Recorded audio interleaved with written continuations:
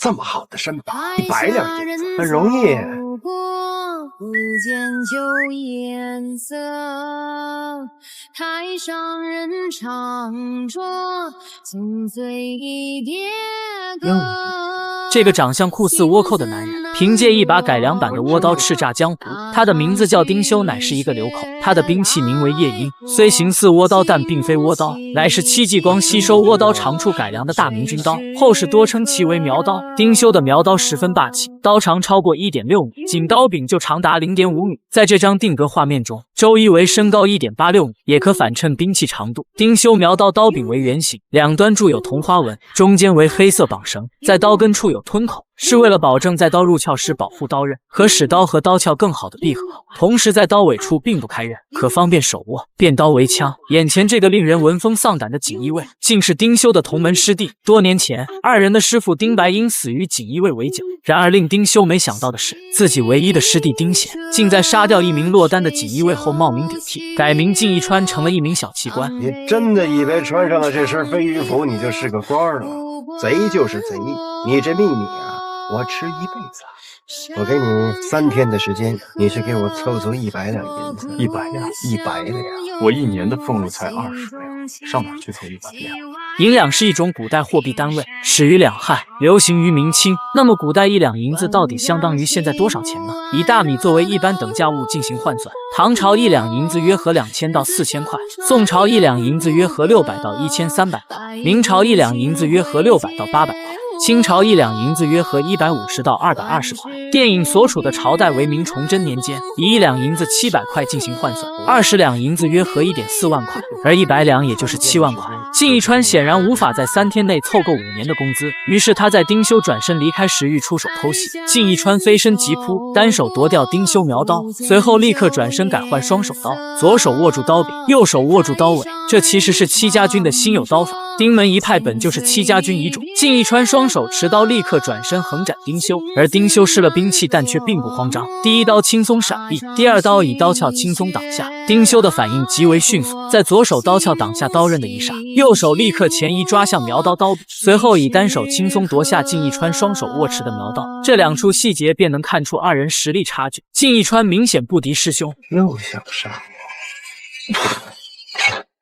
我真不知道师傅到底看上你哪点儿，你这个废老鬼！3天。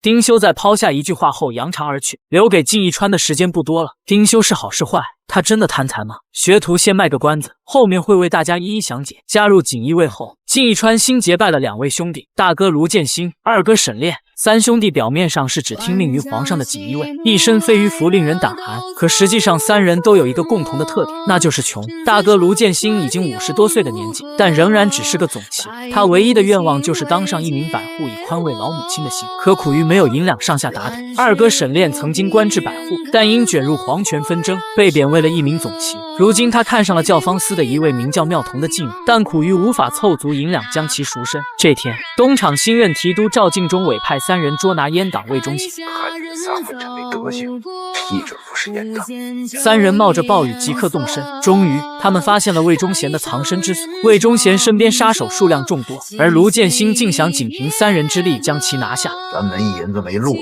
靠的就是机会，机会来了接住了，就能翻身。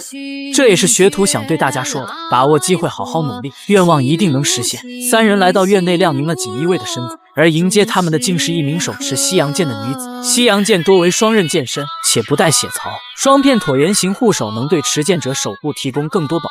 注重割、挑、刺、钻破锁子甲。明朝海外贸易繁盛，电影中出现西洋剑非常正常。一开始，女子使出西洋剑惯用招式，持剑快速朝沈炼突刺，而沈炼手持燕翎刀快速向一侧隔开剑身。女子保持刺激的攻势，而沈炼在左右2次隔开剑身后，迅速挽出一个刀花，西洋剑被燕翎刀粘住后荡开。随后沈炼立刻转身，飞起一脚将女子击退。看着面前的锦衣卫，一众杀手并不敢动手，因为杀锦衣卫乃是株连3族的大罪，可重赏之下必有勇夫。杀手们瞬间杀向3人。卢建新所使兵器为燕赤刀，虽与沈炼所使兵器燕翎刀仅一字之差，但却是两种完全不同的兵器。燕赤刀形如大雁翅膀，是燕翎刀和宋代手刀的结合体，刀身较重，乃是一种双手刀，刀法大开大合，气势如虹，对于西洋剑有着天生的压制。沈炼在二人的掩护下杀入楼中，而此时的魏忠贤正不慌不忙地掷着筛子，他似乎早有预料，大手一挥，400两黄金映入眼帘。在电影所处朝代，1两黄金约可兑换10两白银，400两黄金也就是4000两白银，锦衣卫1年的俸禄约20两白银，这相当于沈炼200年的俸禄。魏忠贤以此为代价求沈炼不杀他，沈炼动心了，因为他真的很缺钱。兄弟3人返回京城，赵敬忠称赞3人办事漂亮，但其实他知道魏忠贤并没有死，而魏忠贤正是他曾经的义父。为防事情败露，他决定除掉3人，于是他找到了丁修，